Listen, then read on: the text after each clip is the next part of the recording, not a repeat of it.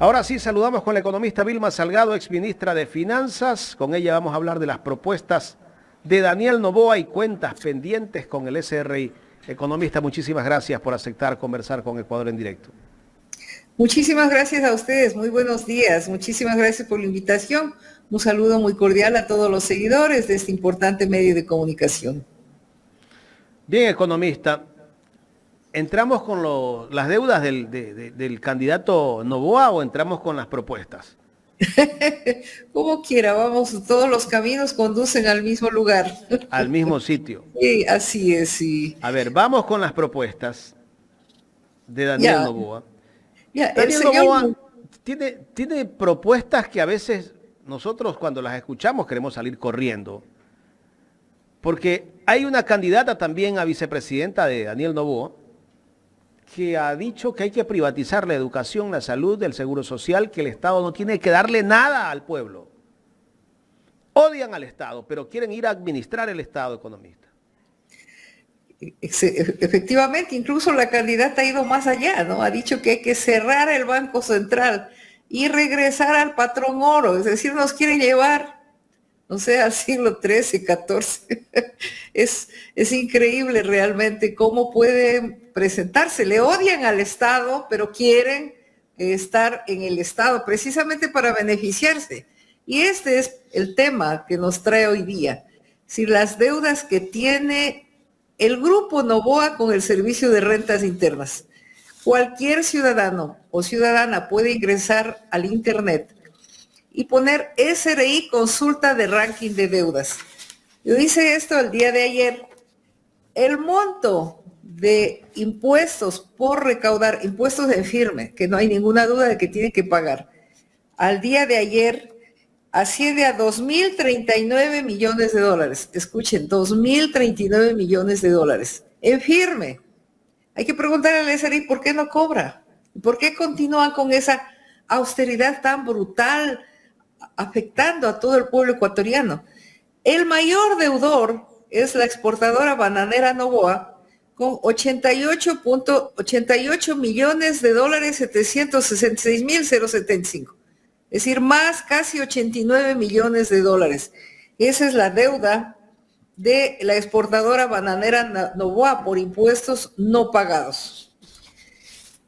Pero más aún, lo que sorprende es que ingresando al mismo SRI y consultando las deudas pendientes de pago por parte del candidato del señor Daniel Noboa Asín, se encuentra que, en primer lugar, no ha presentado la declaración de impuesto a la renta entre el 2009 al 2013, es decir, no ha presentado, no ha cumplido con su obligación. Esa es una obligación legal. Pero no es que no ha tenido ingresos, ha tenido ingresos a tal punto que en ese mismo periodo ha sacado fuera del país divisas, es decir, otra práctica lamentable de los empresarios, de sacar las divisas fuera del territorio nacional, y ha pagado un impuesto por el monto del impuesto a la salida de divisas, aproximadamente 671,000 dólares en el periodo de 5 años.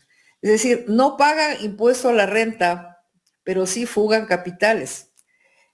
Luego, en el periodo 2014 al 2023, paga impuesto a la renta en cifras muy bajas, incluso en un año llega a pagar apenas en el año 2014 83 dólares en todo el año. Pero igual saca capitales. Tan poquito.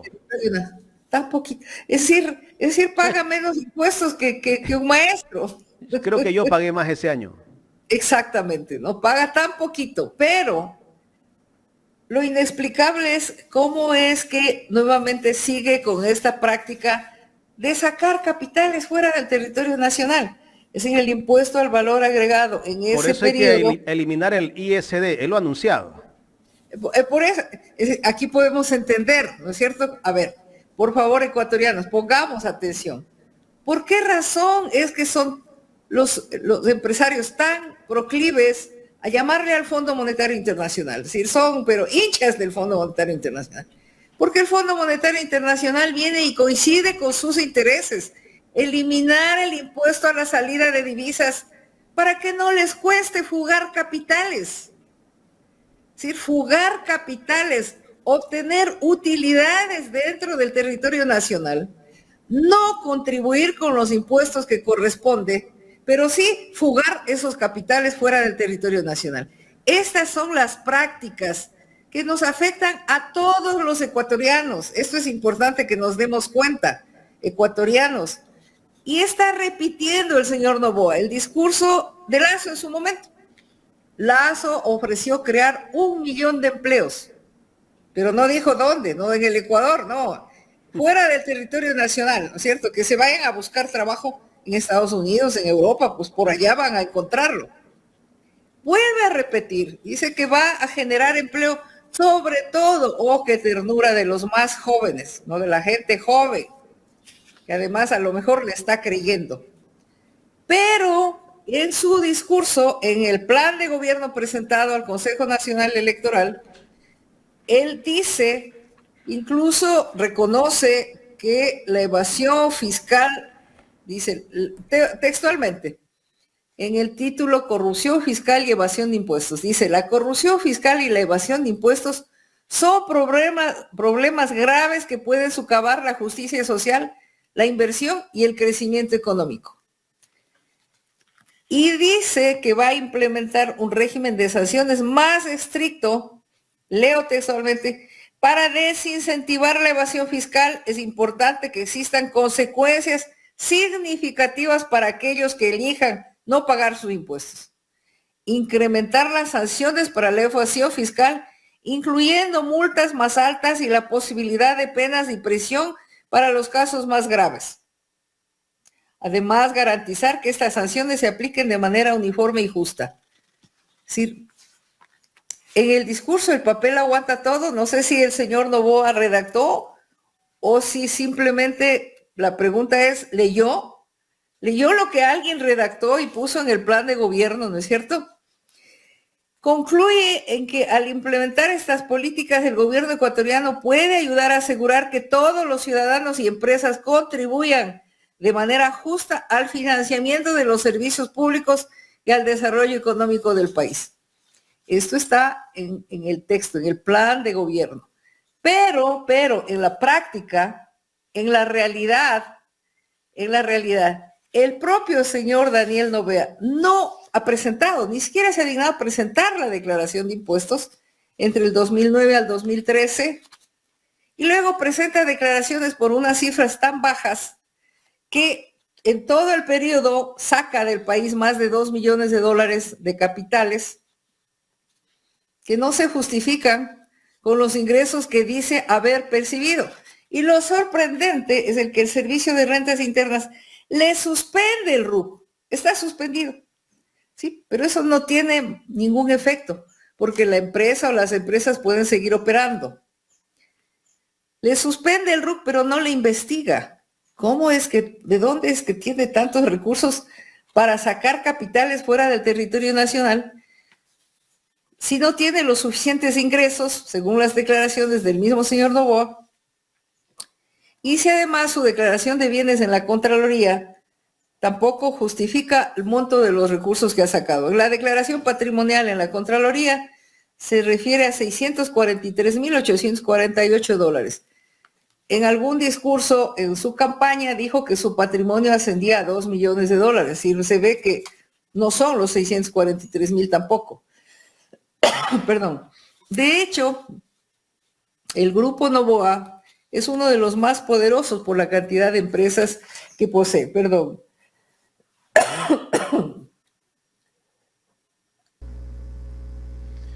Estamos con la economista Vilma Salgado, quien nos acompaña en esta mañana, aquí en Los Especialistas. Economista Gustavo Jiménez le saluda.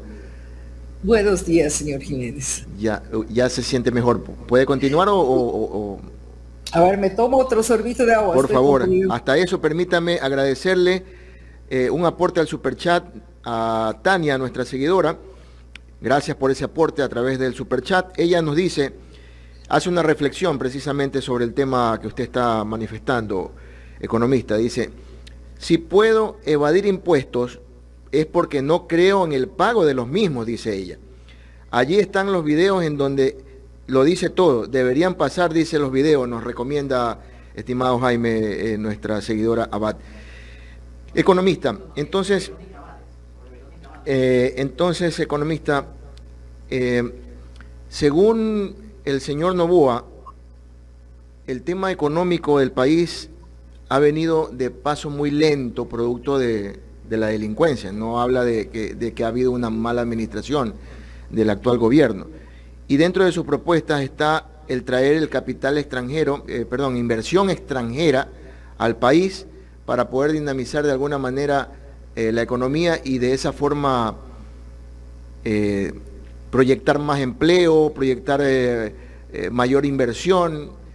¿Cuál es esa inversión que también nos la prometió Guillermo Lasso y que hasta ahora a lo mucho el gran escándalo fue el tema de McDonald's? McDonald's. Eso es lo que es importante, que el pueblo ecuatoriano se da cuenta de que el discurso del señor Noboa es exactamente el mismo discurso que tuvo el señor Lasso. En consecuencia, su gobierno será la continuación del gobierno del señor Lasso, ¿no es cierto? ¿Por qué?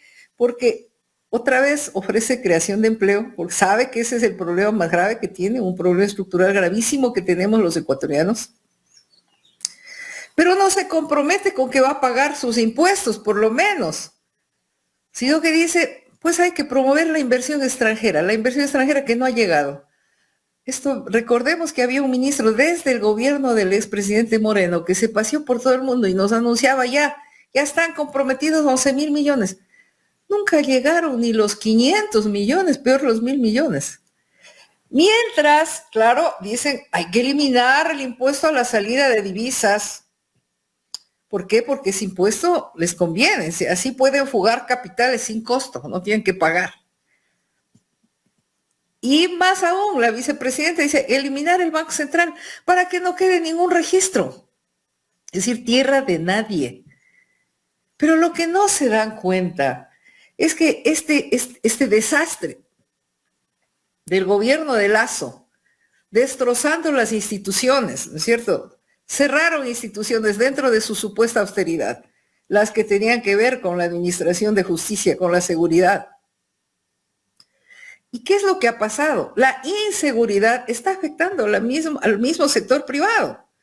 Es decir, negocios que tienen que cerrar, o por lo menos cerrar muy temprano, 3 de la tarde, 4 de la tarde. Es decir, todo el mundo sometido a las supuestas vacunas, a las extorsiones. El sector privado teniendo que pagar, incluso las familias, contratar seguridad privada que tampoco garantiza la seguridad.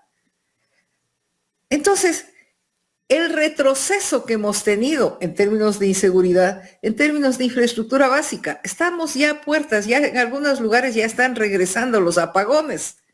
¿Por qué? Por la irresponsabilidad del gobierno de no haber invertido en los planes que estaban previstos de dotación de energía eléctrica. No se ha invertido y tampoco en el mantenimiento mínimo.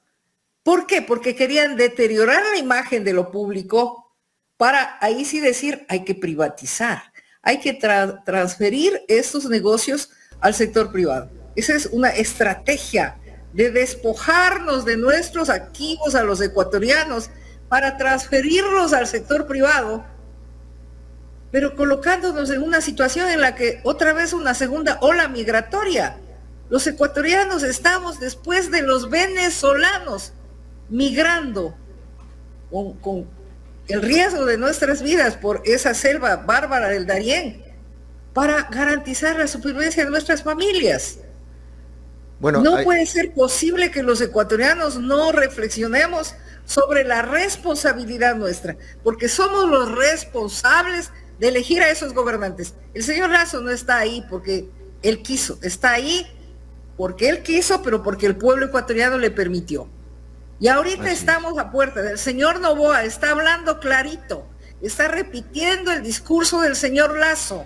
El señor Noboa está en la práctica demostrando que no cree en el Estado, no paga los impuestos que debe pagar, fuga capitales, dice que ya anuncia que hay que reducir el impuesto a las empresas. hay que terminar de quitar el impuesto a la salida de divisas. Y su vicepresidenta va más allá.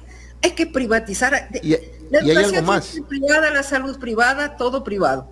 Hay algo más, economista, que usted bien nos puede aclarar esto. Se está, desde ayer, más claro, hoy en la mañana ya se está analizando que como el riesgo país está muy alto, la banca y cierto sector industrial está en peligro y que el nuevo gobierno, y este es un anuncio que viene desde la derecha, el nuevo gobierno va a tener que ayudar, oxigenar a la banca y va a tener que oxigenar a cierto sector industrial porque si no sería un fracaso. Pero yo me pregunto, ¿dónde está el dinero en estos 2 años de gobierno? ¿Dónde está el dinero del petróleo, de la gran gestión del SRI? Porque pasan publicando que han recaudado no sé cuántos millones, pasan publicando que 220 mil millones, exacto. Entonces, ¿dónde está la plata? ¿Dónde está la plata? Es una excelente pregunta. Primero, han venido aumentando desde el gobierno de Moreno las exoneraciones tributarias, es decir, decisiones políticas de no cobrar impuestos a personas naturales y sobre todo personas jurídicas.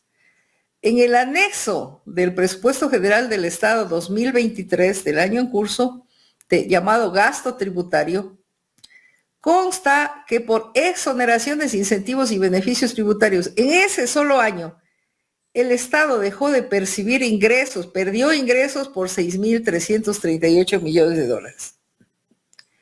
Si a eso le añadimos decisiones políticas de no cobrar esos impuestos, decisiones políticas, está en la ley de régimen tributario interno, la mayoría, y en otras leyes, en la mal llamada ley de fomento de la producción, en la que se concedieron amplias exoneraciones tributarias, muy generoso el gobierno del expresidente Moreno, con todo el que iba a visitarle en Carondelet, una romería así, exonerado, no paga impuestos, no paga impuestos, no paga impuestos. Y luego hablan de que hay déficit fiscal. Entonces, ¿qué resulta? Que mientras no han pagado los impuestos, y hagamos una suma, ¿no es cierto? Es un ejercicio de suma y simplemente, miren, para que tengamos una idea de la magnitud, entre el 2010, las cifras del propio Servicio de Rentas Internas, 2010 al 2022, por exoneraciones, beneficios e incentivos tributarios, el gobierno, los gobernantes de turno, el Estado, ha dejado de percibir 56.000 millones de dólares. A eso ascendió la cifra de todas las exoneraciones, beneficios e incentivos tributarios 2010 al 2021 solamente, ¿ya? 56.000 millones. En ese mismo periodo, la suma de los déficits del gobierno central, 40.000 millones. Quiere decir esto demuestra que si no hubieran habido estas generosas exenciones tributarias, no habríamos tenido déficit fiscal y no tendríamos deuda. Pero resulta que unos son los beneficiarios de estas exenciones, y aquí tienen que dar la lista, el SRI, clarísimo, ¿no es cierto? Y otros son los que tienen que pagar la deuda. Es decir, el momento que hay que pagar la deuda en la que se ha incurrido porque no han pagado los impuestos, porque se ha decidido no cobrarles, porque esto no es evasión, esto es exoneración. Le llaman incentivo. Cuando se trata de beneficiar a los grupos económicos se llama incentivo. Y para que la población nos entienda mejor qué es esto de los incentivos, les voy a leer las declaraciones que hizo hace poco la ministra de Telecomunicaciones, Diana Maino. Esto consta en el Expreso del 18 de julio del 23, ¿no? Página 6. A propósito de renegociación de contratos con las telefónicas. Dice, nosotros hemos hecho mucho por los operadores. Se les ha reducido el impuesto a la cuota de mercado como 320 millones menos. Escuchen, por decisión política. Se les reduce a las operadoras 320 millones menos de impuestos. Y pagos, y dice, se les ha reducido ciertas tarifas y pagos del sector. Es decir, decisiones políticas. Pero 320 millones, para que tengamos conciencia los ecuatorianos, es el doble del gasto agropecuario en ese mismo año. O sea, 2 años de gasto agropecuario exonerados por decisión del gobierno de turno. Exonerados, no paguen los impuestos. Y luego dicen, el problema es el déficit fiscal. Entonces tenemos que reducir el gasto. Y suprimen instituciones para mantener la seguridad y nos colocan frente a la delincuencia.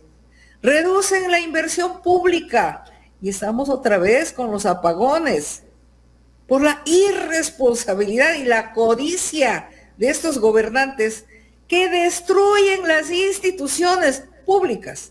Lo hacen intencionalmente para desprestigiar el servicio público y justificar las privatizaciones. Doctora, ¿quién se beneficia? O sea, es obvio la respuesta de la pregunta que le voy a hacer, pero ¿quién se beneficia? Porque el pueblo no se beneficia. Si hay estos incentivos para estas empresas, como por ejemplo la que usted acaba de decir, las telefónicas, ni siquiera es que han mejorado el servicio, ni siquiera es que hay unas promociones accesibles para el pueblo. O sea, ¿quién se beneficia, aparte lógicamente de las empresas, para que de alguna manera esto se pueda mantener en un estatus político? Y por eso es que hoy en día nos vemos en esa lucha de que el que más tiene es el que mejor oportunidades te brinda. ¿Quién se beneficia? Se benefician estas grandes empresas, que además son transnacionales, ¿no es cierto? Se supone, en la teoría, de que esos beneficios deberían servir para aumentar la inversión, pero eso es lo que no se ha verificado. Es decir, en este caso deberían aumentar, por ejemplo, el servicio de Internet, que se invierta y que todo el mundo tenga acceso, pero eso no sucede. Entonces simplemente se benefician las grandes empresas. Eso es lo que... En el mismo documento del Servicio de Rentas Internas que les mencioné, este anexo del Presupuesto General del Estado 2023, en el que el Servicio de Rentas Internas desglosa las exoneraciones tributarias, dice, el decil más alto de ingresos, es decir, el 10% más rico de la población, concentra el 83.7% de este gasto tributario, de estas exoneraciones. En el caso del impuesto a la renta, que es de personas naturales. En contraste, el 70% de la población de menores ingresos se beneficia con el 1.9% del gasto tributario. Es una política de concentración del ingreso en un país de tanta desigualdad. Es decir, eso es lo que se quedan callados, ¿no es cierto? A ver, sumemos, ecuatorianos, les invito a sumar. Exoneraciones tributarias, 6.338 millones, digamos 6.300 millones, exoneraciones. Es decir, no les cobran porque no quieren cobrarlas, ¿ya? Porque decidieron políticamente no cobrar esos impuestos.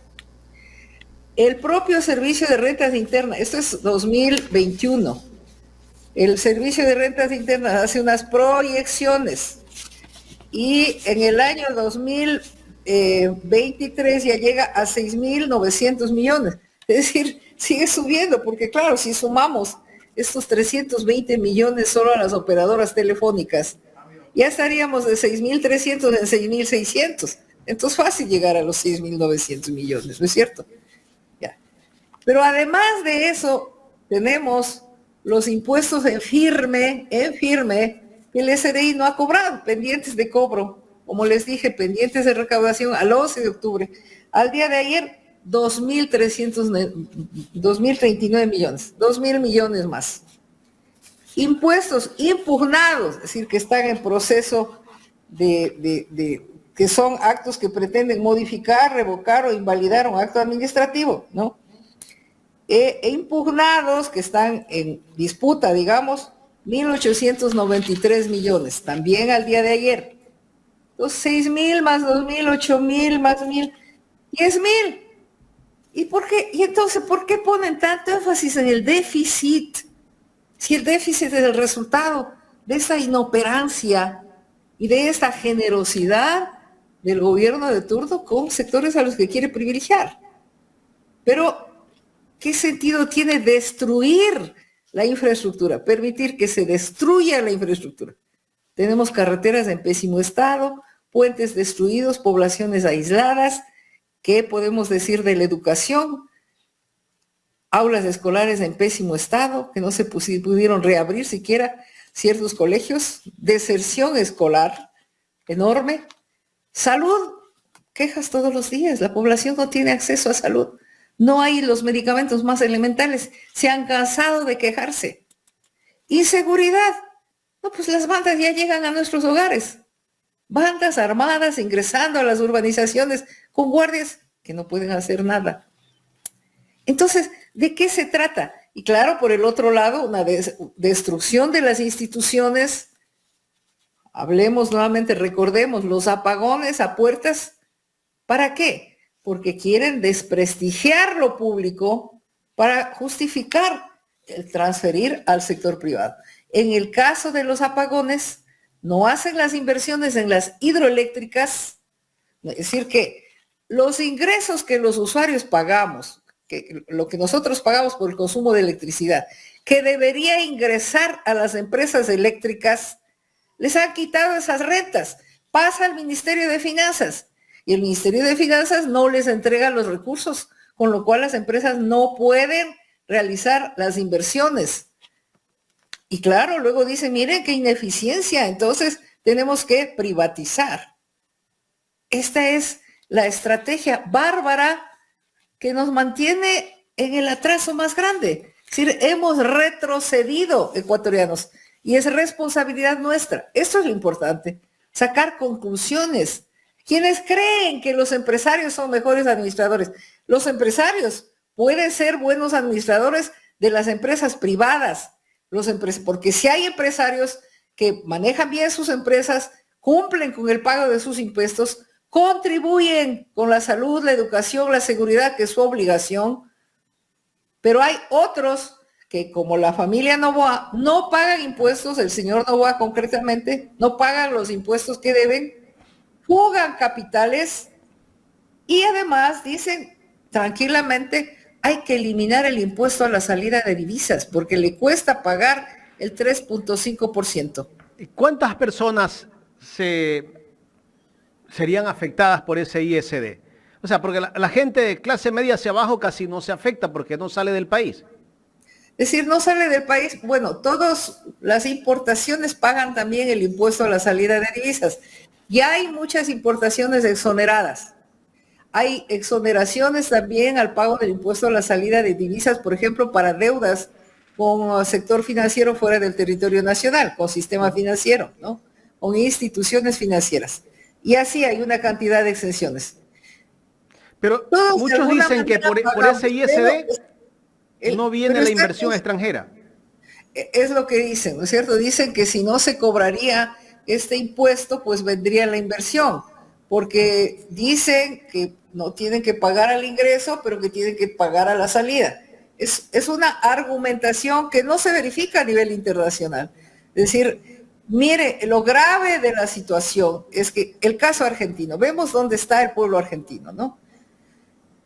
En Argentina el Fondo Monetario Internacional obligó al gobierno de Macri a eliminar, porque esa es la lógica de esta institución, eliminar los impuestos a la salida de divisas. Argentina tenía ese impuesto. Consiguió un préstamo de alrededor de 55 mil millones, desembolsó, si le entregó 45 mil millones. Pero sin impuesto a la salida de divisas, fugaron entre 80 a 100 mil millones. Pero el pueblo argentino se quedó con una deuda de 45 mil millones más con el FMI. Esta es la experiencia, esto es lo que tenemos que ver. El FMI no le importa, porque el FMI defiende los intereses de los acreedores, no de los pueblos, de los acreedores de la deuda pública. Por eso, cuando el FMI suscribe un acuerdo, lo fundamental de ese país se convierte en el pago del servicio de la deuda. Y defiende los intereses de los países acreedores, porque si fugan capitales, ¿a dónde fugan? ¿Y en dónde se deposita la Reserva Monetaria Internacional? En la Reserva Federal. Si le hacemos un préstamo los ecuatorianos al Banco Central de los Estados Unidos, sin intereses, mientras el FMI viene y nos extorsiona con las condicionalidades. Pero ¿quién promueve esto? Los grupos de poder que se benefician de esas políticas, se benefician. Eliminar el impuesto a la salida de divisas y beneficia a los jugadores de capitales. eliminar la obligación que tenían tanto exportadores como instituciones financieras de mantener dentro del territorio nacional, perdón, una parte de la liquidez, les beneficia. Ya no tienen que mantener nada, pueden fugar. Economista, el candidato Daniel Noboa ha anunciado que si llega a ser presidente va a entregar $60 a las madres solteras. Esto no lo estoy inventando yo, esto lo ha dicho en los mítines de su campaña y también le tocaron ese tema el día del debate. Luisa le recordó que esos $60 ya los entrega el gobierno. Ni siquiera está enterado del tema porque en el momento que le dijo que si son adicionales, él no supo responderle a la candidata Luisa González. ¿Cuánto necesitaría Daniel Noboa, si llegase a ser presidente, al año para entregar esos $60? El asunto es que ofrecen y luego no cumplen, ¿no? Entonces es inútil hacer cálculos sobre algo que no van a cumplir. Es decir, ofertas. Hay que revisar el plan del presidente Lasso actual. No solo que no cumplen las ofertas, sino que no cumplen las leyes. El señor Lasso incluyó en la ley tributaria un artículo en el que ofreció o dispuso la condonación de deudas irrecuperables de la banca pública hasta por $10,000. Y luego se arrepintió. No estoy de acuerdo. ¿A cuánto llegaba ese monto? Llegaba apenas a 100 a 120 millones de dólares. Si la tercera parte, menos de la tercera parte de lo que condonan, ¿no es cierto?, de lo que exoneran impuestos a las telefónicas, menos de la tercera parte. O sea, las telefónicas, 360 millones de dólares. ¿No es Doctora, cierto? pero hace poco se anunció que se le iba a dar un incentivo a la banca por las tasas de interés de los créditos que tienen afuera. No sé si se concretó ese incentivo que le iba a dar el gobierno. No sé, incentivo tributario creo que era, ¿no? Es que están siempre pensando en cómo favorecer más las utilidades de la banca, ¿no? Aparte de que las autoridades monetarias arbitrariamente aumentan las provisiones, por ejemplo. ¿Qué son las provisiones? Las provisiones son recursos que se toman, que se retiran de los ingresos brutos. Si el sistema financiero tiene ingresos por intereses, por comisiones y por otras tasas, pero digamos, intereses y comisiones es lo grueso. De esos ingresos brutos se retiran y se ponen en una cuenta que se llama provisiones. Pero eso no hay una fórmula para poder aplicar esas provisiones, sino que las autoridades deciden cuánto le permiten colocar en provisiones. Y cuando quieren beneficiar a la banca, le permite a la banca y al sistema financiero unas cifras tan altas de provisiones que luego resulta que casi no han tenido utilidades. Entonces, no tienen que pagar impuestos, pagan menos impuestos, pagan menos aportes a los trabajadores por utilidades, porque declaran menos utilidades. Es una manera de beneficiar, porque la banca, el sistema financiero, maneja estos recursos de previsiones como su capital de trabajo. Es decir, obtiene utilidades, pero no paga ni los impuestos ni los aportes a los trabajadores. Pero nadie dice nada, porque esa es una cifra que ni se conoce. De repente aparece con que bajaron las utilidades de la banca. Perdón. Efectivamente. Tocar otro tema, el de la seguridad social. El plan de gobierno del candidato Daniel Noboa ha dicho que va a revisar las aportaciones que hacemos los ecuatorianos para podernos jubilar en algún momento. El tope, el mínimo creo para jubilarse debe tener 40 años sin límite de edad, pero mínimo de edad 60 años. Resulta que si revisan las aportaciones, tal vez vamos a llegar a los 70 para podernos jubilar. Sí. ¿Ah? Eso está en el plan de gobierno, no es un invento mío. Mucha gente debe decir, tiene algo contra Daniel Noboa. Eso está en el plan de gobierno de Daniel Noboa, que dice que va a revisar las aportaciones. ¿Se está pensando en aumentar la edad de jubilación o qué? Bueno, aquí hay, primero, los interesados en privatizar la seguridad social, ¿no es cierto? Si quiere privatizar la señora, la vicepresidenta, que además es militante de Creo, eso es importante que el pueblo ecuatoriano lo tenga presente. El señor Lazo no ha puesto candidato con Creo, pero tiene la candidata a vicepresidenta. Y además el señor Noboa, que está asumiendo el mismo plan de gobierno que Lazo. En el tema de la seguridad social, lo más importante es primero luchar contra la corrupción, ¿no es cierto? Hay una corrupción tan grande en el manejo de esos fondos que ha sido se denuncia, pero no pasa nada, la denuncia queda por ahí perdida. El tema del número de afiliados, o sea, si la economía está estancada, hay menos personal afiliado a la seguridad social, o si las empresas no cumplen con su obligación de afiliar a la seguridad social, y en consecuencia los ingresos también se ven disminuidos. Es importantísimo entonces para la seguridad social la reactivación productiva para que haya mayor número de trabajadores afiliados que realicen aportes, pero además el manejo de esos aportes por parte del Instituto de Seguridad Social.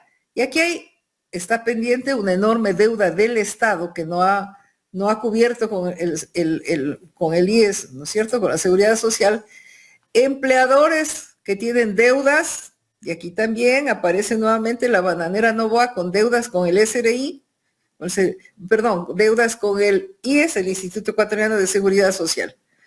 Entonces, todo eso debilita la situación de la seguridad social, pero todo lo que quieren es ir contra los aportantes y decir, bueno, hay que aumentar el número de años de aportación, hay que aumentar las tasas y contribuciones para la seguridad social, cuando la mayoría de la población no tiene acceso a la seguridad social, porque para un tendero, por ejemplo, para una señora de una tienda, es muy difícil retirar el 22% de su ingreso y entregarle al Seguro Social.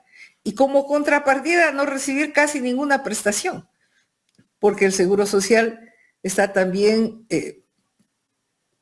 está terriblemente mal manejado, lo que hace que las prestaciones, por ejemplo, de salud, prácticamente sea imposible acceder a una prestación de salud del Seguro Social. Entonces, hay que ver el conjunto del tema de la seguridad social. Y aquí lo más importante es la generación de empleo y de empleo adecuado, de empleo que aporte a la seguridad social, para que el Seguro Social se nutra de esos ingresos.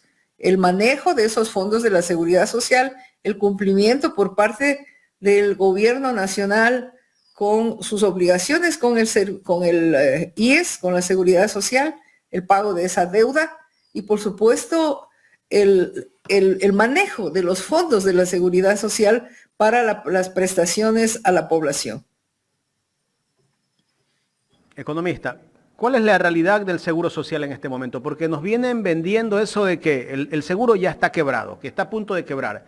Desde el gobierno de Moreno hacia acá, solamente hay para pagarle 6 meses a los jubilados.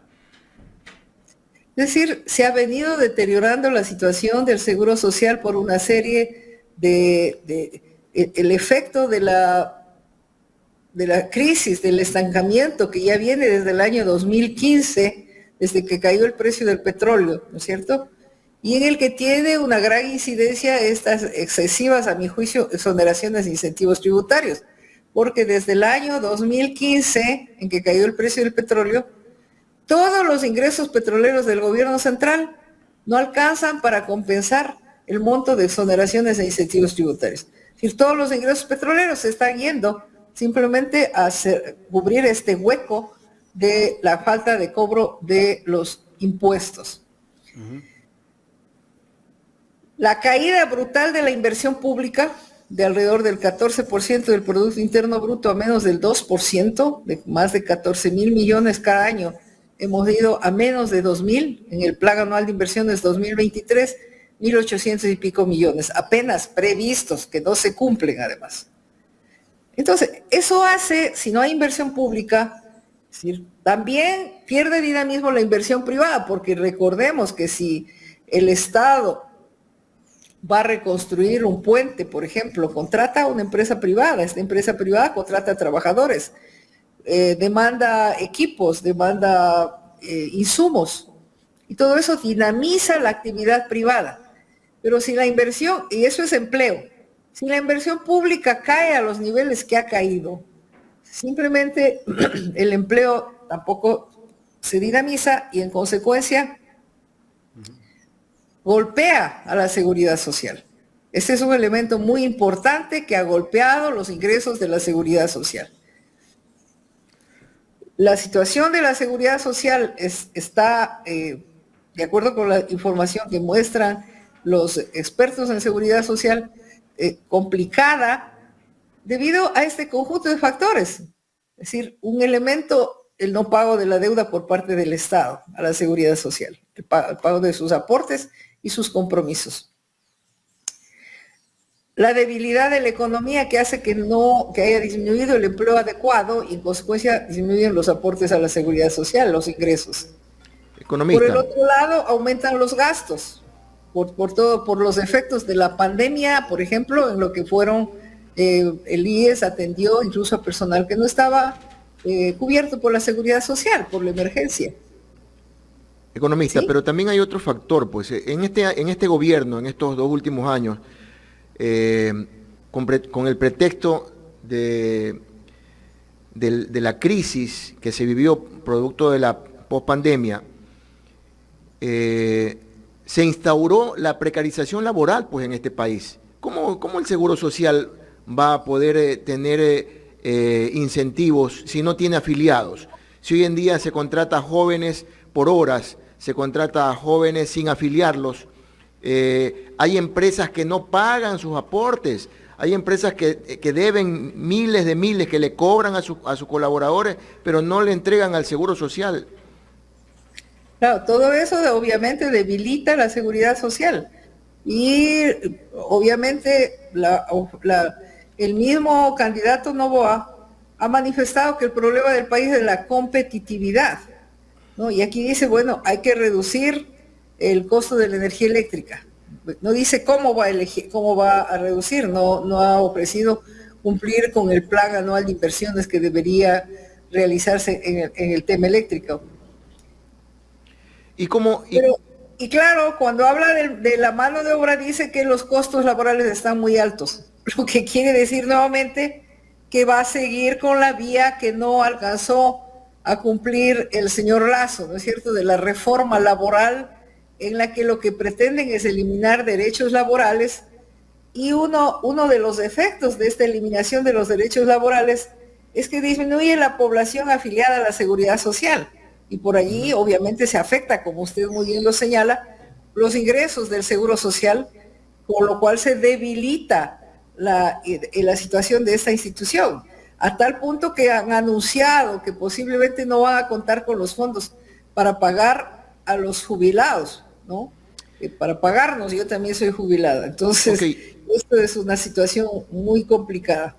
Economista, entonces, evaluando un poco todo este análisis, si va en el gobierno de Noboa, si llegara a ganar, va a continuar con las exoneraciones fiscales para ciertos grupos de poder o industriales económicos, no va a contar con el petróleo porque la consulta popular ya definió de que un sector del ITT, el bloque 43 específicamente, que era el que daba un gran ingreso al Estado, ya no se va a poder explotar.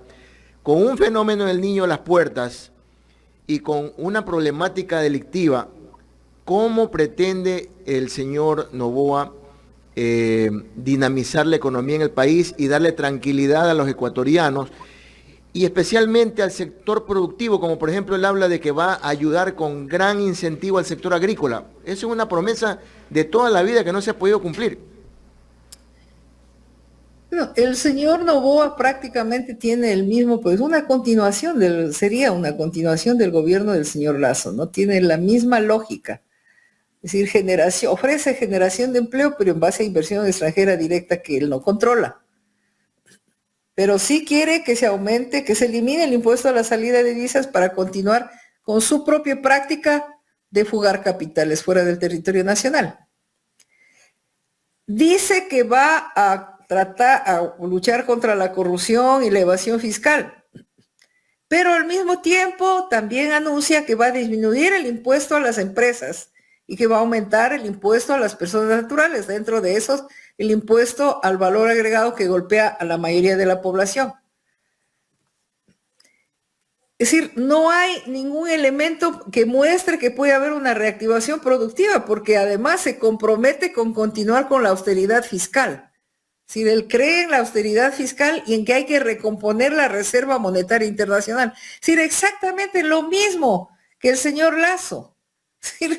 Es decir, si el pueblo ecuatoriano lo elige, estaría demostrando que no entendió nada, que no le importó lo que está pasando con el gobierno de Lasso. Porque el señor Lasso ofreció muchas cosas que luego no cumplió. Pero si uno lee y revisa como debería ser responsablemente el plan de gobierno, yo sí revisé el plan de Lasso y luego el plan de Noboa, por supuesto. Uno se da cuenta que es lo mismo, es la continuación. No es posible aumentar generación de empleo si es que continuamos con la austeridad fiscal. Si continuamos reduciendo el gasto y la inversión pública, simplemente la economía va a continuar deteriorándose. La inseguridad, vuelvo a repetir, está afectando la propia inversión. Es decir, la inseguridad está afectando al mismo sector privado que está teniendo que incurrir en costos mayores para proteger sus actividades productivas. Los empresarios que sí pagan impuestos, porque sí los hay, que son responsables con el pago de los impuestos, en este momento están siendo afectados por la inseguridad. Entonces, es absolutamente necesario fortalecer el aparato del Estado. Esto es algo que se ha reconocido en todo el mundo. Es decir, la pandemia obligó a un reconocimiento de que la intervención del Estado para la reactivación es fundamental, y así es como se salió de esa crisis que ocasionada por la pandemia. Pero acá en el Ecuador continúan con el discurso de que tiene que eliminarse al Estado, tiene que continuar achicándose al Estado, que tiene que continuar deteriorándose las instituciones públicas, ¿no es cierto? E incluso la candidata a la vicepresidencia, el señor Noboa, propone el cierre del Banco Central, es decir, para que nadie tenga ningún registro de la fuga de capitales y esto sea tierra de nadie. Entonces, tengamos claro cuál es el futuro que queremos, ecuatorianos. ¿Cuál es el futuro que queremos? ¿Queremos continuar con las políticas que nos han llevado a esta debacle institucional y social del señor Lasso? Porque lo que hemos vivido son las consecuencias. Si recordemos que el año 2021, el primer año de gobierno del señor Lasso, llegó a tener precios del petróleo hasta de más de $100 el barril. El señor Lasso recibió un aporte extraordinario del Fondo Monetario por alrededor de $900 millones de esa emisión extraordinaria de derechos especiales de giro, pero no los utilizó para la reactivación, simplemente los pasó a la Reserva Monetaria Internacional. Pero es una decisión política. Y claro, luego se vanaglorió de que ha reducido el déficit y ha aumentado la reserva. Eso es ser canalla, ¿no? Viendo la situación del país, ¿no? No les importa porque solamente ven sus intereses inmediatos, ¿no? Si sus intereses inmediatos, es decir, ver... como todo buen banquero, ¿no? Han crecido tanto las utilidades de la banca, pero no se dan cuenta que al deteriorarse la economía, también la banca puede estar puede tener problemas. Por ahora no los tiene. Los depósitos han aumentado.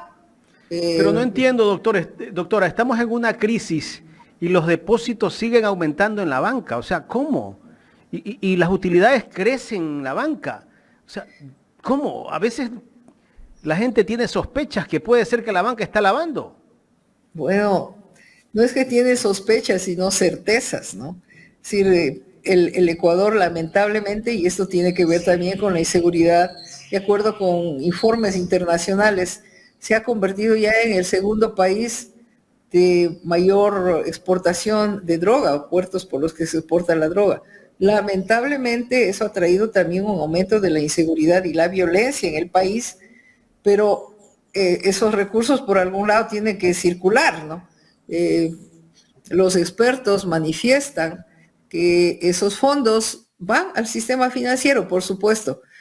El diferencial de tasas de interés es otro elemento que hay que tomar en cuenta.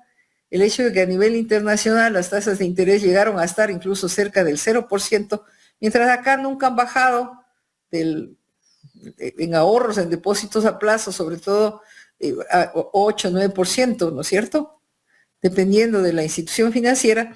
Ese diferencial también atrae los depósitos que vienen del exterior. Es decir, ahí sí las autoridades tendrían que explicar, o el sistema financiero, cómo es que en una crisis, claro, la banca tiene también un tema, ¿no? Recordemos que en la pandemia reestructuraron los créditos de los deudores que simplemente no podían pagar. Renegociaron esas deudas, pero aumentaron los costos. Les pusieron una tasa por seguro de crédito, y eso obviamente aumenta los ingresos de la banca temporales, ¿no? Porque luego, si el deudor no puede pagar, van a tener nuevamente que volver a otra renegociación. El fenómeno del niño, ya hemos vivido varias veces fenómenos del niño, si bien ocasiona un gran sufrimiento a las familias, a las empresas afectadas por este fenómeno, luego se movilizan fondos internacionales que existen, incluso no reembolsables, es decir, donaciones para atender estas emergencias.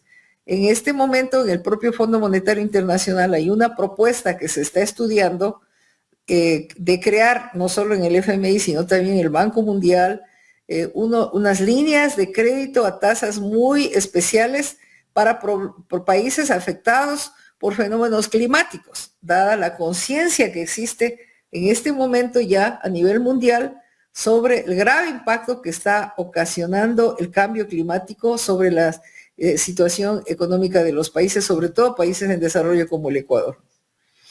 Economista, queremos agradecerle por aceptar conversar con Ecuador en directo. Siempre es grato conversar con usted. Muchas gracias a ustedes. Muy buenos días. Gracias a la economista Vilma Salgado, ex ministra de Finanzas, hablándonos sobre el tema económico, propuestas del candidato Daniel Noboa. Ahí está clarísimo lo que le conviene al país en este momento: un modelo económico neoliberal o un modelo económico progresista.